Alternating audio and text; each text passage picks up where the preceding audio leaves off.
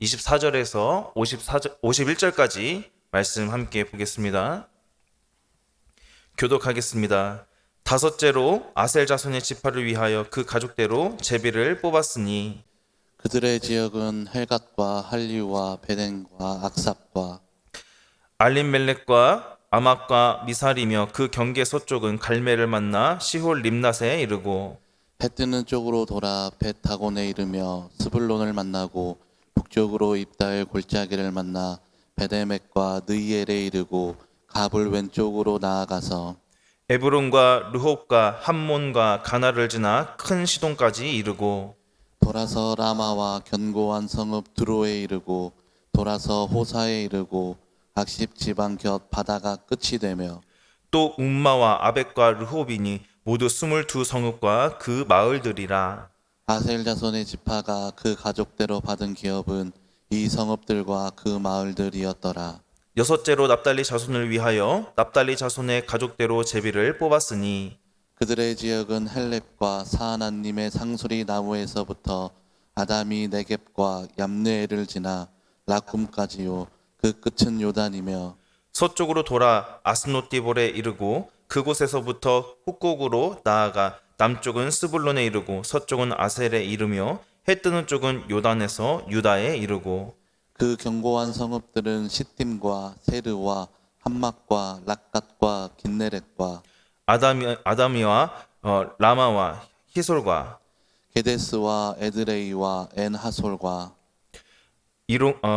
이론과 믹다렐과 호렘과 벳 아낙과 벳 세메스니 모두 19성읍과 그 마을들이라. 납달리 자손의 지파가 그 가족대로 받은 기업은 이 성읍들과 그 마을들이었더라. 일곱째로 단 자손의 지파를 위하여 그들의 가족대로 제비를 뽑았으니 그들의 기업의 지역은 소라와 에스다얼과 이르세메스와 사알라빈과 아얄론과 이들라와 엘론과 딥나와 에그론과 엘드게와 기브돈과 바알락과 여훗과 브네브락과 가드 림몬과 메알곤과 락곤과 요빠 맞은편 경계까지라. 그런데 단 자손의 경계는 더욱 확장되었으니 이는 단 자손이 올라가서 레셈과 싸워 그것을 점령하여 칼날로 치고 그것을 차지하여 거기 거주하였음이라. 그들의 조상 단의 이름을 따라서 레셈을 단이라 하였더라. 단자손의 지파가 그에 딸린 가족대로 받은 기업은 이 성읍들과 그들의 마을들이었더라. 이스라엘 자손이 그들의 경계를 따라서 기업의 땅 나누기를 마치고 자기들 중에서 눈의 아들 여호수아에게 기업을 주었으니 곧 여호와의 명령대로 여호수아가 요구한 성읍 에브라임 산지 딥나세라를 주매 여호수아가 그 성읍을 건설하고 거기 거주하였더라. 제사장 엘르아살과 눈의 아들 여호수아와 이스라엘 자손의 지파의 족장들이 실로에 있는 회막 문 여호와 앞에서 제비 뽑아 나눈 기업이 이러하니라. 이에 땅 나누는 일을 마쳤더라. 아멘. 오늘도 새벽을 깨워서 이 귀한 자리에 나오신 우리 모든 성도님들께 하나님이 주시는 귀한 은혜가 그리고 축복이 충만하기를 주님의 이름으로 축복합니다. 오늘 본문에서는 아직 땅 분배를 받지 못했었던 이제 지파들이 나오는데요. 아셀과 납달리 단지파가 그 가족대로 이제 제비를 뽑아서 기업을 받고 마지막에 여호수아가 기업을 받음으로 이제 이스라엘 모든 지파들의 땅 분배가 마치게 되는 내용입니다. 먼저 아셀 지파가 땅 분배를 받게 되는데요. 아셀 지파의 경계는 동쪽의 헬갓에서부터 시작하여서 서쪽에 있는 갈멜까지 나아간다라고 기록하고 있습니다. 여기에서 갈멜은 갈멜산으로 이렇게 우리가 볼 수도 있고 갈멜산 등선에 위치한 갈멜 성읍으로도 볼 수가 있습니다. 갈멜산이라고 한다면 우리가 열왕기상에 등장했었던 이제 엘리야와 또 바알 선지자들 간의 대결이 있었던 것으로 유명한 산이죠. 또 아셀 지파의 경계는 이제 동쪽으로 향해서 벤 다곤을 거쳐 스불론 지파의 경계와 만나게 됩니다. 또 북쪽으로는 입다 엘골짜기 베네멕 또 느이엘 가부를 지나 시돈 지역에까지 이른다고 하고 있고 또 그래서 아셀 지파는 북쪽으로는 이제 시돈과 또 시돈을까지 둘러고 경계를 하고 있습니다. 그리고 그 경계선은 다시 남쪽으로 돌아서 지중해를 접하는 지역을 이제 기업으로 이제 받게 됩니다. 아셀 지파는 지리적으로 이제 바다와 인접한 해안 지역이 있었습니다. 지중해를 접하는 해안 지역이 있었기 때문에 바다를 통해서 쳐들어오는 적들을 이제 막아야 했던 이제 아셀 지파였습니다. 그중에 이제 두로는 가나안 땅의 북쪽 아셀 지파의 기업에 속해 있는 이 시돈 땅과 함께 해양 세력을 대표하는 도시로 성경에 자주 언급되는 도시입니다. 그런데 아셀 지파가 받은 기업을 설명하는 중에 이제 두로라는 지역을 견고하다라고 이렇게 표현을 하고 있는데요. 우리 29절 말씀만 같이 한번 읽어보겠습니다. 돌아서 라마와 견고한 성읍 두로에 이르고 돌아서 호사에 이르고 악십 지방 곁 바다가 끝이 되며 아멘. 두로는 이제 시돈과 마찬가지로 바다를 인접하고 있어서 무역이 또 활발하게 이루어지는 곳이었기 때문에 점령하기가 쉬운 곳은 분명히 아니었을 겁니다. 그럼에도 불구하고 아셀 지파는 자기에게 주어진 그 땅의 모든 지역들을 점령해야 했죠. 아셀은 야곱이 실바를 통해서 낳은 이제 둘째 아들입니다. 야곱은 창세기 49장 20절에서 아셀에 대해서 이렇게 말을 합니다. 왕의 수라를 차릴 정도로 기름진 것이 그에게서 날 것이다 라고 합니다. 그런데 우리가 오늘 본문에서 보듯이 아셀 지파가 기업으로 받은 땅은 해안 지역을 포함하고 있었습니다. 해안 지역에 위치한 도시는 활발한 무역으로 인해서 경제적으로도 굉장히 풍족한 지역이었습니다. 그래서 하나님은 아셀 지파에게 풍족한 땅을 기업으로 주심으로써 야곱의 예언을 이루어 주신 것이죠. 풍족한 그 땅을 취하는 일은 분명히 이 아셀 지파에게는 굉장히 큰 도전이었을 겁니다. 그러나 믿음으로 그 땅을 정복해야만이 하나님이 비로소 마련하신 그 풍족한 복과 은혜를 누릴 수 있게 되는 것이죠. 이미 예비된 축복이니 이 아셀 지파는 가서 하나님이 주신 그 땅을 명령대로 점령만 하면 되는 겁니다. 어려운 일일수록 힘들게 이루고 또 잘 지키면 큰 풍요를 얻게 되는 경우가 많습니다. 또 수고하고 고생한 만큼 보람된 것도 굉장히 크죠. 그런데 쉽게 이룬 일은 그 유익이 크지 않고 또 어렵다고 쉽게 포기하게 되면은 아무것도 결국 얻을 수 없게 됩니다. 아셀 지파가 분배받은 그 땅은 지중해에 인접해 있는 그 성읍들을 포함하고 있었습니다. 그 성읍들 아까 우리가 함께 말씀 봤던 것처럼 굉장히 견고한 성읍들입니다. 그래서 취하기도 쉽지가 않고 지키기도 만만하지 않은 지역들이다라는 거죠. 아셀 지파가 차지하게 되었던 그 해안 지역은 양면성을 가지고 있었던 겁니다. 풍요롭지만 그곳을 차지해야만이 그 풍요가 그들의 것이 되는 것이죠. 그렇지만 우리의 삶도 이와 비슷합니다. 때로는 하나님의 계획 가운데 있는 일이 우리의 눈에 보였을 때 어려워 보일 때가 분명히 있습니다. 하지만 한 가지 확실한 것은 무엇이냐? 그 계획은 하나님이 세우신 계획이라는 사실입니다. 그렇기 때문에 반드시 하나님이 이루실 것이라는 거죠. 그러니까 우리는 하나님 깨닫게 하시고 또 우리에게 보여주신 그 계획에 대해서 순종하고 따르면 되는 겁니다. 하나님이 보여주신 계획이 어렵고 힘들어 보인다 할지라도 믿음으로 끝까지 순종하고 잘 지켜서 성취하게 되었을 때에 우리가 누릴 수 있는 은혜 또한 크다는 것을 기억해야 합니다. 주님을 끝까지 믿고 순종하는 것은 다른 말로 하면 믿음으로 담대히 싸운다고 할 수 있습니다. 우리에게 직면한 문제는 분명히 만만치가 않습니다. 그러나 그런 문제가 앞을 가로막고 있다 할지라도 포기하거나 또 낙심하지 않고 하나님을 신뢰하면서 담대히 앞으로 나아가게 될 때에 반드시 큰 은혜를 누리게 된다는 사실을 여러분 기억하시기를 바랍니다. 아셀 지파 다음으로 이제 납달리 지파가 제비를 뽑아서 기업을 받습니다. 납달리 지파는 빌하가 낳은 둘째 아들의 후손입니다. 이 납달리 지파가 기업으로 분배받은 지역은 비옥한 땅이었습니다. 역시 이제 아셀 지파와 같이 거의 경계가 맞닿아 있었고 또 납달리 지파가 하나님께 받은 기업은 서쪽으로는 아셀 지파 땅과 닿아 있었고 또 동쪽으로는 갈릴리 바다와 요단강의 이제 상류 지역, 그리고 남쪽으로는 스불론과 이사갈 지파와 인접해 있는 그런 땅이었습니다.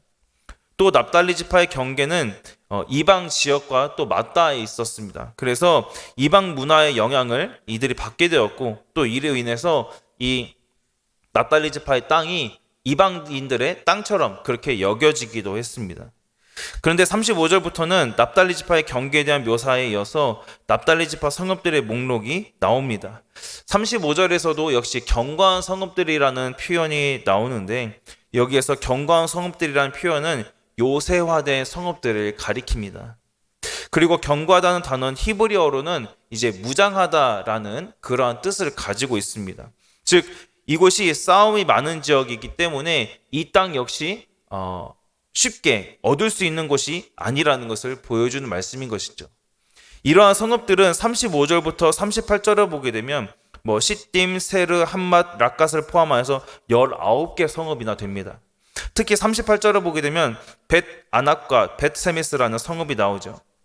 벳 아낙과 벳 세메스라는 이곳은 각각 아낫의 집, 태양의 집이라는 뜻입니다. 그러니까 이방 신들을 섬기는 그런 성전이라는 뜻인 것이죠.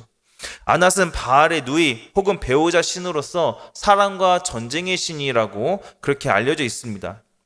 전쟁의 여신으로 알려져 있습니다. 이러한 성읍들의 이름은 당시 가나안의 주민들 중에 바알 신과 태양신 숭배가 굉장히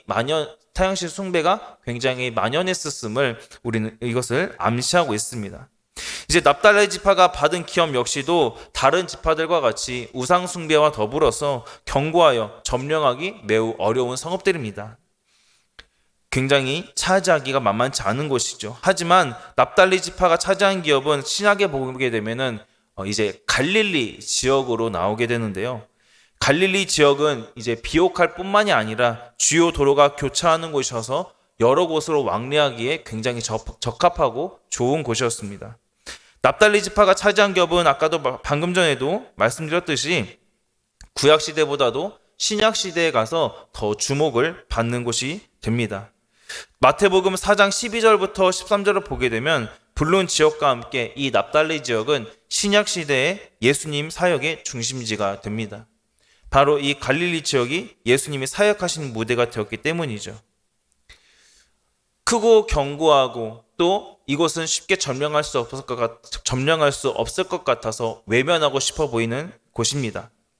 사람들에게 인기가 없는 것은 우리가 쉽게 얻을 수 있지만 많은 사람들이 원하는 것, 경쟁이 치열한 것은 차지하고 또 그것을 지키는 것이 매우 어려운 것이 사실입니다. 그러므로 그러한 것들을 얻기 위해서는 더 큰 믿음이 필요한 것이죠. 납달리 지파에게 주어진 이 기업의 성읍들이 그랬습니다. 분명히 차지하기는 어렵지만 한번 차지하고 나면은 절대로 빼앗기지 않을 만한 그러한 든든한 기업을 갖게 되는 것이죠. 그리고 아까도 말씀드렸듯이 납달리 지파의 기업은 도로가 발달한 지역이기 때문에 다른 지역으로 왕래가 수월한 곳입니다. 그렇기 때문에 전쟁도 많고 분쟁도 많은 지역이 바로 이 납달리 지파가 차지한 기업이었습니다. 그렇기 때문에 이 견고한 성읍들을 납달리 지파가 차지하기 위해서는 담대한 믿음의 행보가 절대적으로 필요했습니다. 믿음이 없으면 앞으로 점령해 나가야 하는 그 성읍들을 결코 차지할 수가 없습니다. 그런 것처럼 우리가 부족한 믿음으로 만약에 하나님 앞에 내가 원하는 것을, 내가 받아야 할 것을 구한다 한다면 그 간구가 하나님 앞에 상달이 될까요? 큰 것을 하나님께 구하고자 한다면 우리는 더욱 크고 견고한 믿음이 필요합니다. 하나님의 그 뜻 안에서 약속된 것에 대해 더 큰 믿음으로 우리가 주님의 손길을 바라고 구하는 자세가 하나님이 원하시는 모습이라는 것을, 하나님이 우리에게 원하시는 모습이라는 것을 기억하시기를 바랍니다. 이제 이어서 마지막으로 단지파의 기업 분배가 이루어지게 됩니다. 단지파가 얻은 기업의 서쪽은 지중해에 접한 해안지대이고 또 동쪽에는 베냐민 지파가 위치하고 있는 지역입니다. 또 북쪽으로는 에브라임 지파와 또 남쪽으로는 유다 지파가 자리하고 있었습니다. 그런데 이 단 지파의 기업은 나중에 더 확장이 된다라고 하고 있습니다. 왜냐하면 단 자손이 오늘 말씀에 나와 있는 것처럼 레셈이라는 지역으로 올라가서 싸워서 이겼고 또 그것을 점령했기 때문입니다. 그리고 이어서 이스라엘 모든 지파의 땅 분배가 끝난 이후에 여호수아가 드디어 이제 딥나세라를 기업으로 받음으로써 모든 땅 분배가 마무리됩니다. 이 여호수아 저자는 단 지파의 기업에 대한 묘사에 이어서 단 지파의 북쪽 이주 레셈으로 올라가 싸운 것을 언급하고 있습니다. 우리 오늘 본문 47절 말씀 같이 한번 읽겠습니다. 그런데 단 자손의 경계는 더욱 확장되었으니 이는 단 자손이 올라가서 레셈과 싸워 그것을 점령하여 칼날로 치고 그것을 차지하여 거기 거주하였음이라. 그들의 조상 단의 이름을 따라서 레셈을 단이라 하였더라. 아멘. 단 지파의 북쪽 이주에 대한 내용은 이제 사사기 18장에서 자세히 언급이 되는데요. 사사기의 저자는 이 단지파가 북쪽으로 올라가서 레셈 땅을 차지한 것에 대해 부정적으로 평가를 하고 있습니다. 단 자손의 경계는 더 확장되었으니 라는 이 여호수아서의 이 말씀은 직역하게 되면 그리고 단 자손의 경계가 그들에게서 나갔다라는 뜻으로 단지파가 그들이 차지하고 있었던 그 기업을 포기하게 되었다라는 것을 의미합니다. 단지파의 이주로 인해서 이스라엘의 경계가 넓어졌다라고, 땅이 넓어졌다라고 그렇게 볼 수도 있지만 그것보다는 하나님이 주신 기업, 그들이 받은 기업을 포기한 것에 대한 책망의 의미가 더 큰 것이죠. 사사기 1장 34절을 보면 단 자손은 아모리 족속의 공격을 받아서 산지로 쫓겨나가게 됩니다. 그리고 이어서 사사기 18장을 보게 되면 그 이후에 조금 더 안전한 지역을 찾아다니다가 헤르몬산 그처 북쪽에 레셈 거민을 치고 그 땅을 점령하여서 그곳을 거주지로 삼게 되는 겁니다.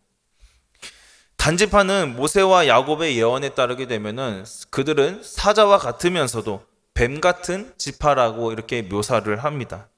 삼손을 배출한 지파이면서 또 그렇게 동시에 유다와 에브라임 지파 사이에서 간간히 명맥을 유지하다가 사사시대에는 기업으로 받은 그 땅을 포기하고 북쪽으로 올라가 사라져버린 지파이기도 한 것이죠.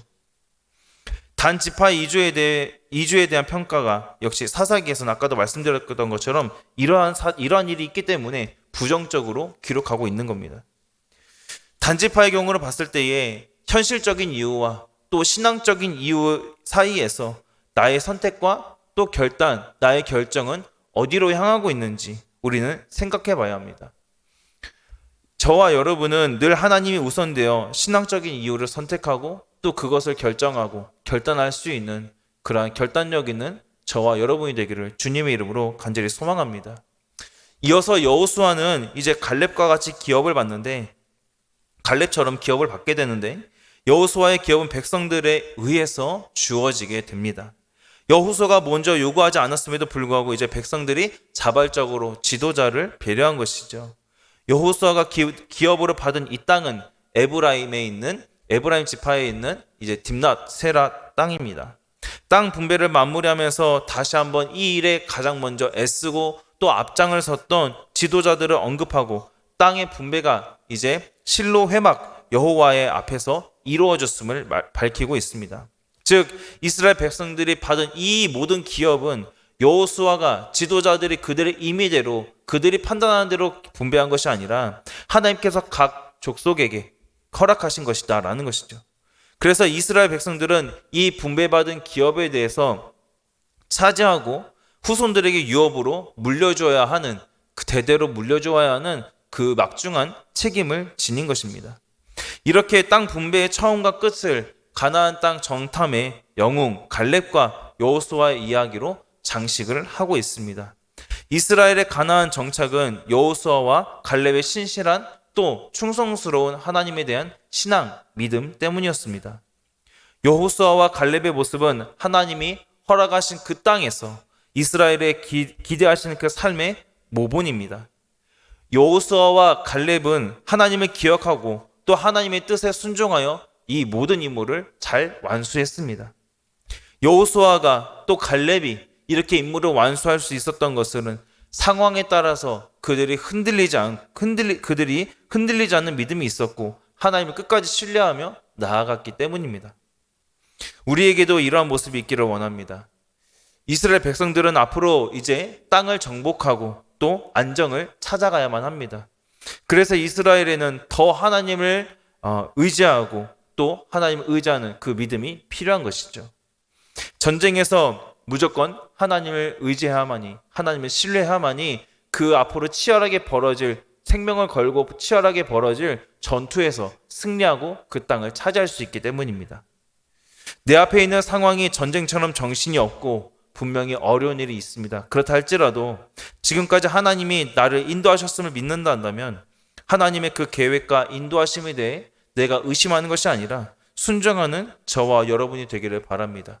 그래서 순종과 또 큰 그 믿음을 통하여서 내 앞에 있는 문제를 돌파하며 승리할 수 있는 그러한 저와 여러분의 귀한 믿음이 될 수 있기를 주님의 이름으로 간절히 소망하고 또 축복합니다. 기도하겠습니다. 하나님, 오늘까지 우리가 올 수 있었던 것은 모두 하나님의 은혜였음을 고백합니다. 내 눈앞에 아무리 어려움이 있고 또 막막한 일들이 있다 할지라도 지금까지 우리를 붙드셨던 그 주님을 기억하게 하여 주옵소서. 하나님의 계획과 인도하시는 은혜가 늘 있을 수 있도록 붙들어 주시고 그 하나님의 계획하심과 인도하심, 주님의 인도하심을 또 볼 수 있는 영적인 난목도 허락하여 주시옵소서. 그리고 우리가 그 계획에 순종함으로 동참하는 우리들이 될 수 있도록 인도하여 주옵소서.